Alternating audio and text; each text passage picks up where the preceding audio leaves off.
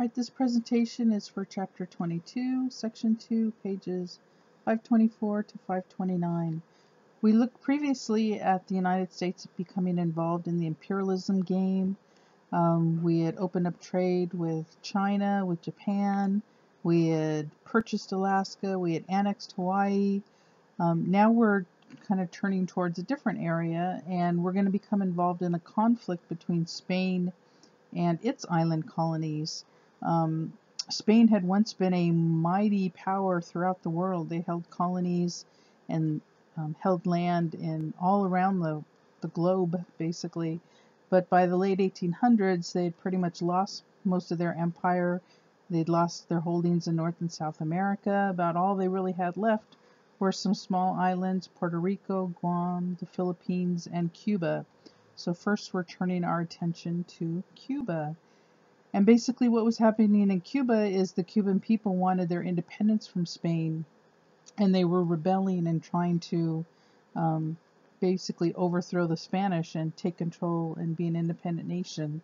And word was getting out about the Cuban rebellion. Word was getting out to the United States, and people were becoming very interested in what was happening in Cuba.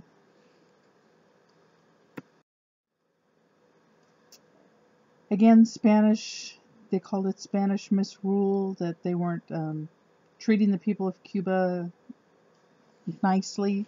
They were treating them very poorly. So the Cuban people, as I said, were trying to revolt. What spread all this news at the time, you had what was called yellow journalism. And yellow journalism is basically kind of exaggerated, often untrue stories. You had these two huge publishers in New York at this time, Joseph Pulitzer, who owned the newspaper The New York World, and William Randolph Hearst, who owned the newspaper The New York Journal. And they were constantly in competition with one another to be the biggest selling newspaper. Hearst and Pulitzer are names that you might recognize today if you've heard of Hearst Castle up in Northern California. This is the man that owned it. If you've heard of the Pulitzer Prizes, they were founded by money from Joseph Pulitzer. So those are names that are still around to this day. But anyway, they were constantly in competition with one another in New York for who could be the biggest selling newspaper. And the way you sell newspapers is to have fantastic headlines and big stories that people want to read about. So yellow journalism was just kind of reporting, like I said, that was often very exaggerated, often very untrue, just to kind of like the gossip magazines that we see today in the gossip columns, all these kind of false, exaggerated stories just to get people's attention so people would buy newspapers. So they were reporting all these stories about the abuses that the people in Cuba were having to suffer at the hands of the Spanish. So it was really kind of rallying up a bunch of people in America to want to come to Cuba's aid and to help them out. Spain, meanwhile, had sent General Valeriano Weyler to Cuba to kind of take control and to beat down the rebellion. And what he did was he forced a lot of people into these kind of concentration camps. And as you can see, obviously from the pictures, people starving to death, people beaten to death, just a very, very horrible situation.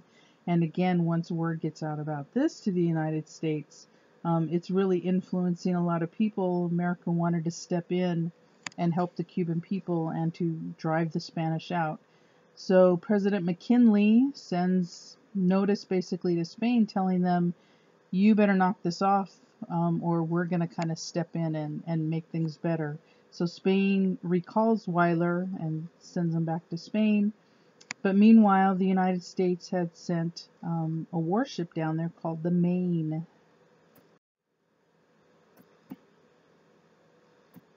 And what happened was, there's a picture of the Maine, the battleship. It was in the harbor of Havana, which is the capital city of Cuba. And one night it just explodes and blows up.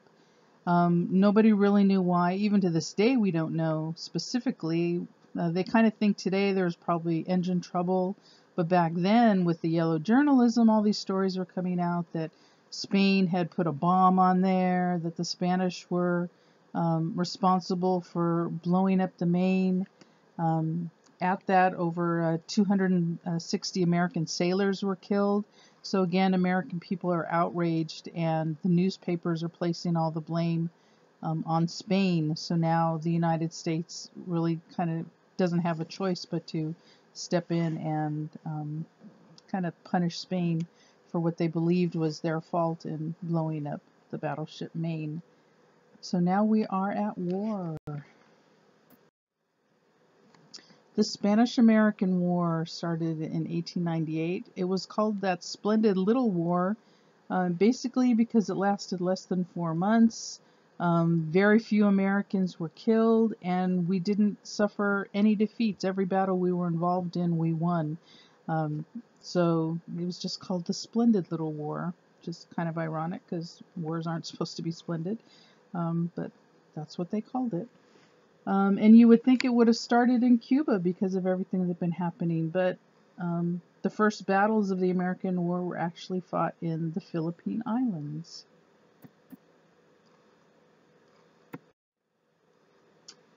The Philippines were again one of Spain's colonial islands, and the people again wanted to get rid of Spanish control, so American troops were sent in to help them do that.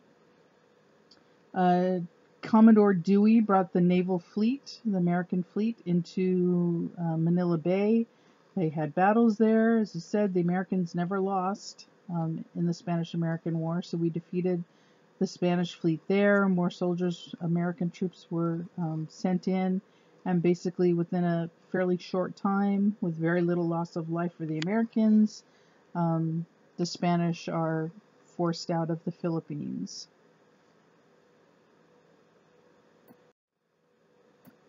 There's Commodore Dewey. Again, there's the newspaper of the time. That's The World, so that's Pulitzer's newspaper. And you can see it's telling the story about how Dewey led the United States Navy to defeat the Spanish fleet. So now we're turning back towards Cuba, and fighting is going on there as well. Basically, volunteers were being called forward to join the army to go to Cuba and fight the Spanish there. Theodore Roosevelt, who at the time was the Assistant Secretary of the Navy in McKinley's administration, he's the one who gave the orders to send Dewey to the Philippines. He was an imperialist. He criticized McKinley. He didn't think he was doing enough in this war. So basically he resigned his position, and because he wanted to go and fight. I think I've told you before, Roosevelt was very much an adventurer, kind of larger than life personality, and he gathered up a bunch of friends, cowboys, athletes, police officers, Native Americans, anybody who was interested basically, and headed toward Cuba. And he formed this cavalry is men on horseback, called the Rough Riders. And there's a picture there of them, an actual photograph, and then there's an artist drawing. That's Teddy Roosevelt kind of in the center of the picture, holding his sword overhead. So the Rough Riders came in and helped the American soldiers there to win a couple of the battles in Cuba. As you said, very successful, and Cuba is now taken over from Spain as well. The Treaty of Paris is what ended the war. Cuba is now freed from Spanish rule. Spain has to give up Puerto Rico and the island of Guam, their other two colonial possessions. The U.S. paid Spain $20 million for the Philippines, so they were kind of reimbursed for losing the Philippines. And now the U.S. is truly an imperial power because we've gained control of these different islands. The question now is, though, what are we going to do with the people on these islands? Prior to the war starting, America had signed the Teller Amendment, which basically said once Cuba is free from Spanish rule, we're going to let Cuba be independent and take care of themselves. However, after the war was over, we changed our mind, and we have a new one called the Platt Amendment, and it was written up by Senator Platt right there, and it basically told Cuba, we're not going to give you total independence. We're going to stay there and we're going to kind of keep an eye on things and help you run things. So we kind of went back on our word as far as Cuba was concerned. They're not allowed to enter into any agreements with foreign powers. The U.S. would intervene in Cuban affairs if necessary. Would let them have an independent government, though.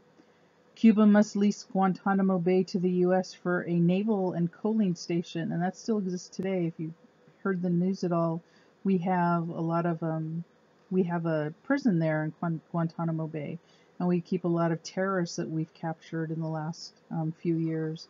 They're in prison at Guantanamo Bay. So on the island of Cuba, the United States still controls this area known as Guantanamo Bay. And Cuba was not allowed to build up any excessive debt. So Cuba is not totally independent. We're still kind of sticking our nose in things as far as they're concerned. There's also the question of Puerto Rico. They're now a protectorate of the United States. They want their independence, of course, as well. So we had kind of a different deal with Puerto Rico. They became a territory of the United States. We removed tariff duties, which are taxes. We allow them to elect their own legislatures and enforce their own local laws. They're considered American citizens, but kind of not totally. At the time, they couldn't vote in presidential elections. They had a resident commissioner who would go to Washington, D.C. and vote for any issues about Puerto Rico in the House and Congress there. So Puerto Rico is independent, but not really, because they're a territory of the United States. Right now they're called a Commonwealth nation, but that happened years later.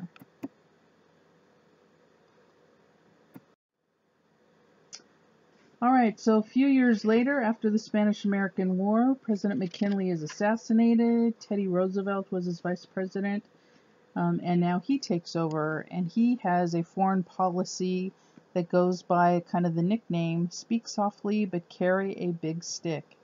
And if you kind of look at the political cartoon of the time, it basically means, you don't have to go in and shout at people and tell them that, you're going to be in control, but you have the power to back yourself up. That's kind of the big stick idea. You've got the military, the Army, the Navy, so when you make these kind of threats and insinuations, you can back them up because you have the power to do that.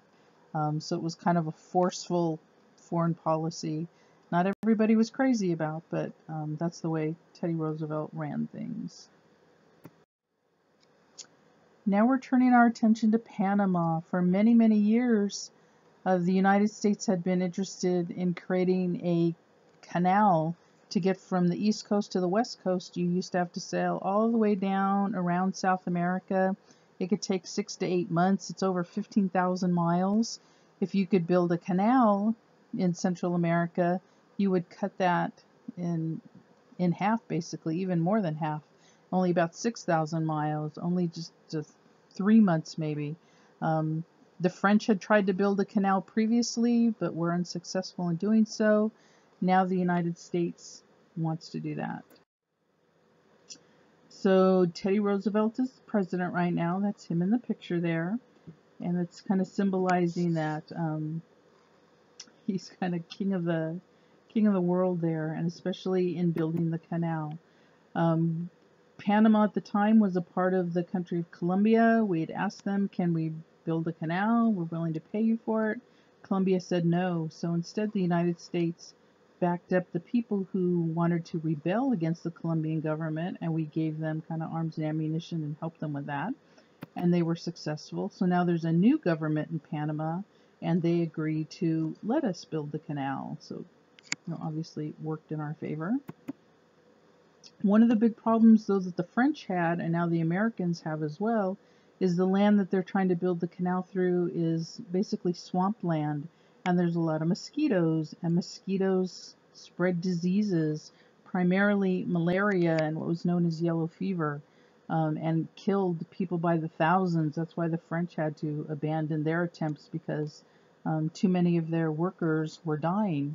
And now the United States is facing basically the same problem. Well, William Gorgas is a army doctor, and he goes down to Panama, and he basically kind of improves the swampy conditions. He drains the swamps, puts screens on windows, kind of simple things like that, that really stop the mosquitoes from spreading disease. So that makes it possible for the United States to send workers down there and to actually build it. You also have Dr. Walter Reed, who helped combat yellow fever. Before, they thought that yellow fever was just spread by, touching one another by contact, but he helped to realize that it was the mosquitoes and helped to develop medicines to care for people. And then lastly, you had Colonel Goethel, who was the chief engineer of the Panama Canal. So you can see a picture there of Panama. This is where they're building it. There's a picture there of Teddy Roosevelt in Panama at the beginning of construction. It started in 1904. It took about 10 years to build it before it kind of opened up. After this PowerPoint, if you look on Symbaloo, there's a little kind of diagram you can click on that shows you how this actually works. Because basically the ships are going kind of either up or down depending on if they're coming from the Caribbean or if they're coming from the Pacific. It wasn't just flat land. The ships had to be either raised or lowered to meet the sea levels of those two bodies of water. So it's kind of a complicated process. It's not just simply sailing in one entrance and going out the other. Ships had to go through these series of kind of steps to either raise them or lower them, depending on which direction they were going on. So that diagram video is really interesting. It will show you how this all worked. All right, so Teddy Roosevelt again is president at the time. We've already looked at his speak softly and carry a big stick. He also, part of his foreign policy was he added a corollary or an addition to the Monroe Doctrine. And the Monroe Doctrine had been passed decades before, and it was by President Monroe at the time, who basically sent a warning to European countries that they were not to come into the Western Hemisphere and mess with anybody in that area, kind of saying that's our territory, we'll take care of business in the Western Hemisphere, all foreign countries need to stay out. Now Roosevelt has added to that and basically saying that, well, we still want you to stay out, but we're going to intervene if we see that there's a need somewhere in the Western Hemisphere. We're not just going to sit back and let things go, like with the Spanish-American War and helping Cuba. We're going to intervene. So that was, again, kind of a warning to the world, according to Teddy Roosevelt. And you can see in the picture there, he's warning. There's this big stick with the gun. Warning European nations to, again, stay out of the Western Hemisphere. And this kind of illustrates, again, his whole position. A constable is a policeman. You can see by the way he's dressed that he felt that the United States should be kind of the policeman of the world, and we're going to make sure that things are running kind of the way we want them to run. And as you can see, he's standing on kind of one foot in the U.S. and the other in Europe, and warning the people of Europe that kind of we're the big boss in town now, and we're going to be running things. However, Roosevelt's no longer president, as we've seen before. Taft comes next, and he had a different approach to his foreign policy. He didn't like the idea of always threatening with the big stick idea. He believed in what was called dollar diplomacy, and that meant basically using our economic power, our money, to help out. And he wanted to improve financial opportunities for American businesses. He felt that American businesses should invest in these different island nations, create jobs for the local people there. That'll make them, happy that we're there, and then we'll help create stability and order in that way.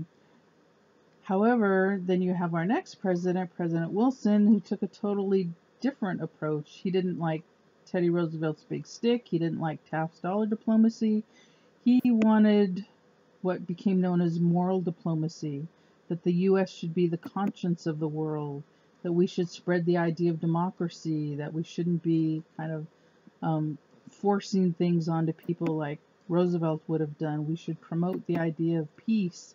We should condemn colonialism and let the native people kind of take care of themselves, but kind of lead by example, because democracy is what our nation is all about.